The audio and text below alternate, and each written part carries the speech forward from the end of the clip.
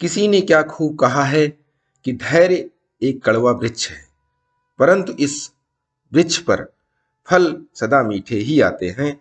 अपने अंदर धैर्य का बीज बोएं, समय आने पर मीठे फल खाने को मिलेंगे। नमस्कार दोस्तों, मेरा नाम प्रेम प्रकाश पांडे है। आज अपने चैनल पर एक नई बेहतरीन मोटिवेशनल स्टोरी लेकर के आया हूं, जिसका शीर्षक है धैर्य की आवश्यकता।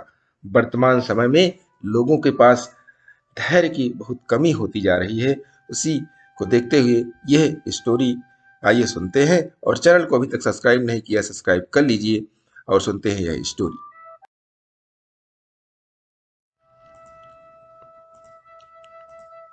एक समय की बात है, जंगल में एक सियार भूख से परेशान घूम रहा था। एक वृक्ष के नीचे पहुंचा ही था कि उसे मीठे मीठे पके हुए फल की खुशबू आने लगी।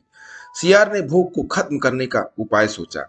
अनेकों प्रयत्न करके भी उस फल को तोड़ने का प्रयत्न करता रहा, किंतु उसके सारे प्रयास विफल रहे। सियार ने योजना बनाई और सभी सियार को बुलाकर लाया। बस क्या था, देखते ही देखते सियार का पूरा झुंड पेड़ के नीचे उपस्थित हो गया।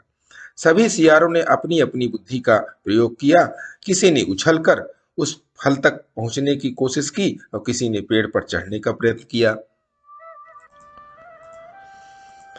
ऐसे ऐसे करके सभी सियार अपनी बुद्धि लगाकर थक चुके थे। तभी पीछे बैठे वृद्ध सियार ने एक युक्ति सुझाया। वह युक्ति इस प्रकार की थी, जो सबसे बलिष्ठ बलशाली सियार हो वह नीचे खड़ा हो जाए और उसके ऊपर उससे कमजोर और उसके ऊपर उससे कमजोर। इस प्रकार खड़े होकर हम सब उस फल तक पहुंच सकते हैं। वृद्ध सियार का यह सुझाव सभी को पसंद आया।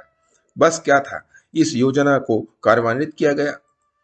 योजना के अनुसार एक बलवान सियार नीचे पृष्ठभूमि पर खड़ा हो गया, उसके ऊपर दूसरा सियार, उसके ऊपर तीसरा सियार। ऐसे करते करते लगभग 8-10 सियार खड़े हो गए। किंतु इस क्रम में समय अधिक लग रहा था, तो सबसे नीचे खड़ा सियार मन ही मन शंका करने लगा कि मैं कहीं नीचे खड़ा हूं, सबका वजन उठा रहा हूं, और जो सबसे ऊपर सियार है वह कहीं फल ना खा जाए। इस शंका में पड़े पड़े वह कुछ समय बाद सिर घुमाकर ऊपर देखना चाहता है कि आखिर हो क्या रहा है। इसके कारण उस सियार का संतुलन बिगड़ जाता है और सभी एक दूसरे पर गिर पड़ते हैं। सभी सियार को चोट आती है।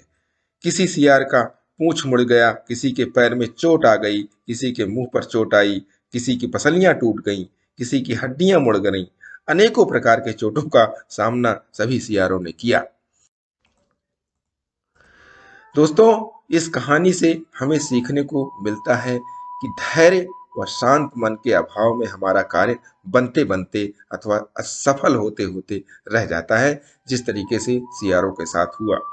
इसलिए आवश्यकता है कि अपने कार्य को धैर्यपूर्वक करना चाहिए। जिस कार्य में जितना समय लगता है उतना समय तो लगेगा ही। कार्य की सफलता तक संयम बनाए रखना चाहिए। इसीलिए धैर्य के साथ परिश्रम करते रहें और धैर्य को बनाए रखें, तभी सफलता हाथ में आएगी।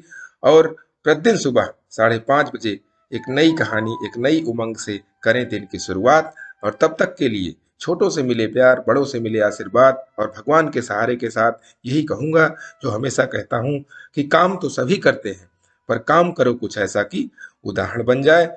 स्टोरी अच्छी लगी तो लाइक कीजिए, शेयर कीजिए अपने इष्ट मित्रों में भी, और कमेंट्स कीजिए। और चैनल को अभी तक सब्सक्राइब नहीं किया है, सब्सक्राइब कर लीजिए। और नई नई बेहतरीन मोटिवेशनल स्टोरी पाने के लिए प्रेस बेल आइकन।